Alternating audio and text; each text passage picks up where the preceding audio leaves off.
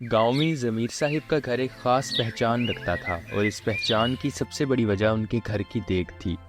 मुहर्रम हो या शादी ब्याह, ईद हो या किसी बड़े आदमी की दावत, ज़मीर साहिब के घर से आने वाली खुशबू पूरे मोहल्ले में फैल जाती। लोग एक दूसरे को बताते कि अगर वाकया लजीज खाना खाना हो तो ज़मीर साहिब के घर जाना चाहिए, क्योंकि वहाँ अम्मा बी के हाथों में ऐसा जायका है जो कहीं और नहीं मिलता। अम्मा बी भी इस शोहरत को खामोशी से कबूल किए रखती थी। तख्त पर बैठी हुक्का गड़गड़ाती और कभी कभार हिदायत देती रहती थी। ज़मीर साहब को अपनी माँ पर बड़ा फ़ख्र था। वो अक्सर अपनी बीवी जोया को भी यही जताते कि उस घर का असल कमाल अम्मा बी की वजह से है। जोया एक नरम मिजाज, सुलझी हुई और सब्र वाली औरत थी। वो शहर से ब्याह कर इस गांव में आई थी जहां रस्म व रिवाज सख्त और ज़ुबानें तेज थी। ससुराल में कदम रखते ही उसने समझ लिया कि यहाँ खामोशी ही इसका सबसे बड़ा हथियार है। वो सुबह सवेरे उठती, घर के काम निपटाती, बच्चों को संभालती और फिर चूल्हे के आगे बैठ जाती। देग पकाना कोई आसान काम नहीं था। लकड़ियां जलाना, आग की आंच को काबू में रखना, देग को मुसलसल हिलाते रहना ताकि नीचे न लग जाए, और मिसालों का ऐसा तवाजुन कायम रखना कि जायका हर बार यकसा रहे। ये सब एक फ़न था, मगर ये फ़न जोया के हाथों में आ चुका था। वो जानती थी कि कब नमक कम है और कब मिर्च ज़्यादा, कब आंच तेज करनी है और कब हल्की। अम्मा भी अक्सर तख्त पर बैठी आवाज लगाती, जोया हल्दी जरा कम डालना या नमक नाप कर डालना, और बस असल मेहनत जोया की होती। मगर तारीफ हमेशा अम्मा बी के हिस्से में आती। अगर कोई मेहमान तारीफ करता तो ज़मीर फौरन कहता, ये सब मेरी माँ के हाथों का कमाल है। जोया ये सुनकर बस हल्की सी मुस्कुराहट दे देती। उसके दिल में कभी कभी दुख जरूर होता, मगर वो जानती थी कि अगर उसने जुबान खोली तो घर का सुकून खराब हो जाएगा। वो रिश्तों का भरम रखना चाहती थी, इसलिए खामोशी को तरजीह देती।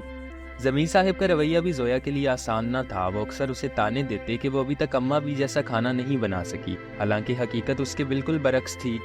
जोया हर ताने को दिल में उतार कर खामोशी से बर्दाश्त कर लेती। वो सोचती कि शायद वक्त के साथ सब ठीक हो जाएगा, शायद एक दिन उसकी मेहनत खुद बोल उठे। मगर उसे ये अंदाज़ा ना था कि वो दिन इस तरह आएगा। एक दिन अचानक जोया को अपने मेके से पैगाम मिला कि उसकी माँ शदीद बीमार है। जोया घबरा गई और फौरन ज़मीर से इजाज़त मांगी कि वो 2 दिन के लिए मेके जाना चाहती है। ज़मीर ने कुछ नागवारी के साथ इजाज़त दे दी, क्योंकि उन्हीं दिनों गांव के चंद मुअज़्ज़िज़ीन की दावत तय थी। मगर उसे पूरा यकीन था कि जोया के बगैर भी कोई मसला नहीं होगा, क्योंकि उसके ख्याल में असल कारीगर तो अम्मा बी थी। दावत के दिन अम्मा बी ने हस्बे मामूल तख्त संभाल लिया और जोया की गैर मौजूदगी में खुद को खासा पुरएतमाद महसूस किया। मगर जैसे ही चूल्हे के सामने बैठने की बारी आई, उनके हाथ कांपने लगे। लकड़ियां सही तरह जली नहीं, धुआं आंखों में भर गया और देग को हिलाना उनके बस की बात ना रही।